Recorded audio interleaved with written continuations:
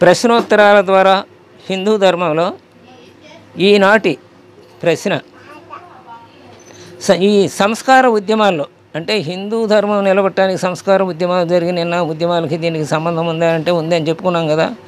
ఆ ఉద్యమాల్లోని ముఖ్యమైన వాటిని గురించి ఏమైనా చెబుతారా, వివరిస్తారా అని వాళ్ళ ప్రశ్న. ఉద్యమాలు అయితే జరిగినాయి, దానివల్ల నిలబడిందని నేను చెప్పుకున్నాం. ఇవాళ ఆ ఉద్యమాల వివరం మనం చెప్పుకోవడానికి ప్రయత్నిద్దాం.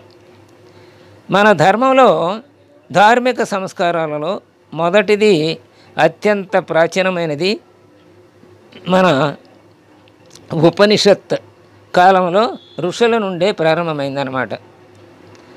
మొదటి సంస్కరణ అంటే సరళము సుందరము అయినటువంటి ఋగ్వేదం చాలా సరళమైంది, ఋగ్వేదం అలాగే సుందరమైంది కూడా.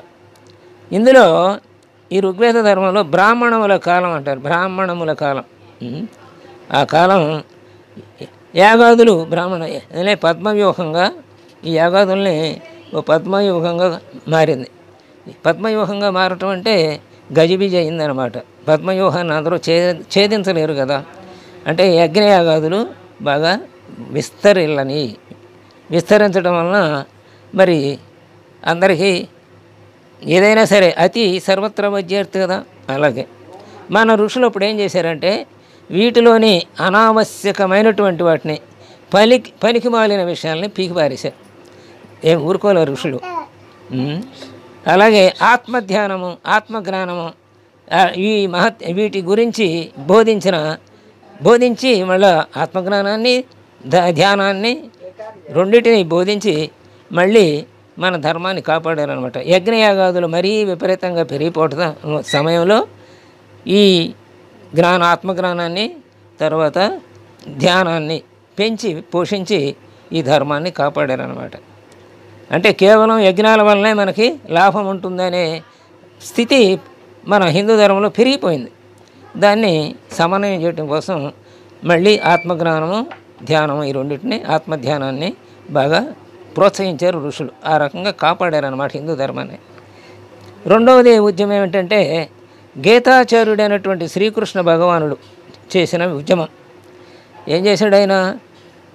మన అందరికీ ప్రతినిధిగా అక్కడ అర్జునుడిని పెట్టుకుని, అంటే ప్రజలందరికీ బోధించడానికి అర్జునుడిని ప్రజల ప్రతినిధిగా పెట్టి ఆయన కర్మ జ్ఞాన భక్తి ఇలా ప్రాశస్త్యాన్ని గూర్చి వాద వివాదాలను తీర్చి అర్జునుడు అడిగిన ప్రశ్నలన్నిటికీ సమాధానం చెప్పి చక్కగా సమన్వయం చేసి మధురమైన మధ్యమ మార్గాన్ని చూపెట్టాడు కృష్ణుడు.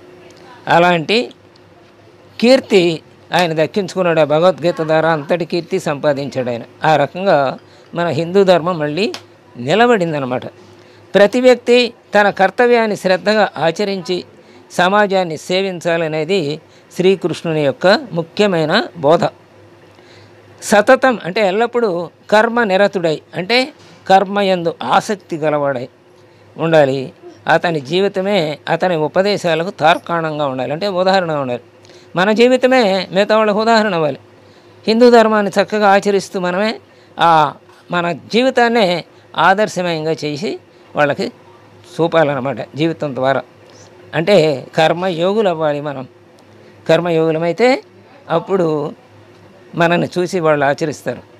ఆ రకంగా మధ్య మార్గాన్ని కర్మ భక్తి జ్ఞాన యోగాల ద్వారా మన చక్కని సందేశాన్ని ఇచ్చాడు అర్జునుడి ద్వారా మనందరికీ కూడా.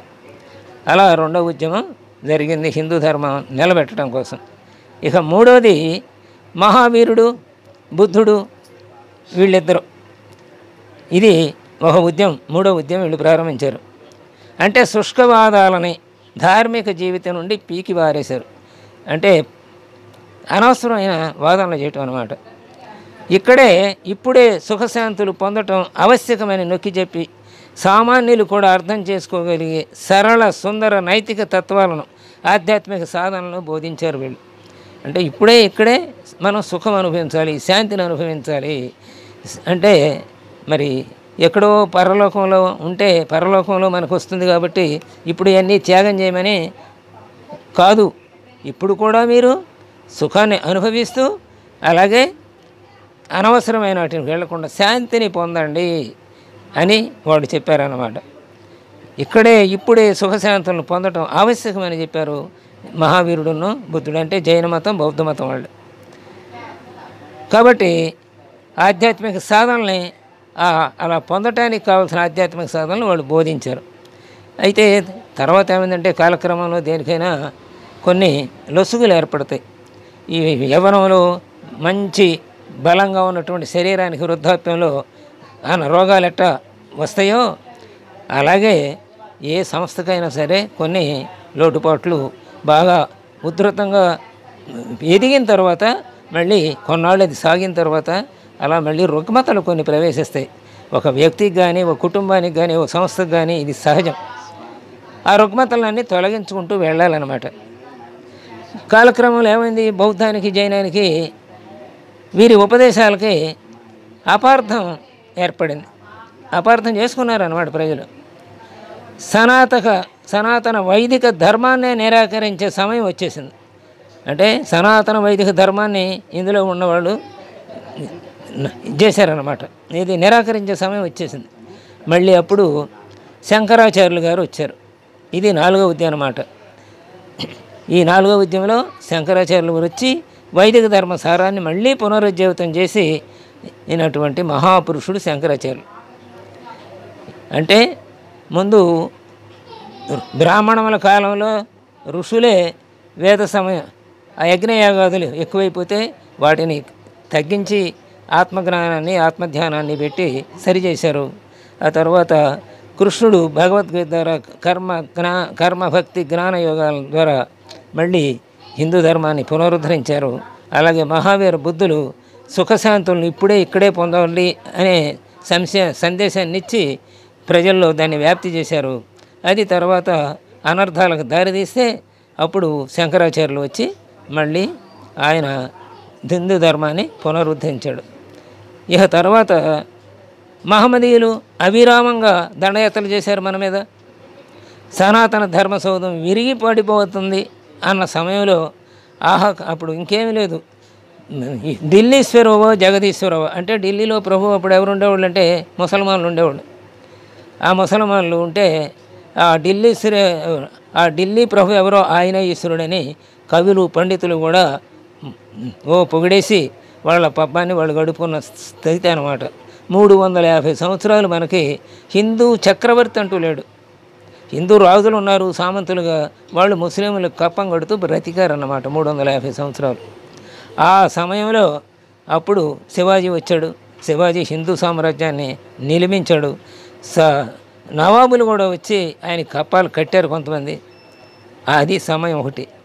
అయితే ఇలా ఇక హిందూ ధర్మం నిలబడబోదేమో అన్న హాహాకారాలు ఈ సమాజంలో పెరుగుతున్నప్పుడు ఇంకా మహారుషులు కొంతమంది వచ్చారు, మహాపురుషులు. రామానుజాచార్యులు వచ్చారు, మధ్వాచార్యులు, బసవన్న, చైతన్య మహాప్రభు, శంకరదేవులు, అలాగే రామానందులు, కబీరు, తులసీదాసు, ఇంకా మీరాబాయి, తుకారాం, పురంధరదాసు మొదలైన అసంఖ్యాక మహాభక్తులు వీరందరూ కూడా మన ధర్మాన్ని, సంస్కృతిని, సమాజాన్ని రక్షించి మతాంతర ప్రమాదం నుండి మనలను చాలా వరకు కాపాడారు.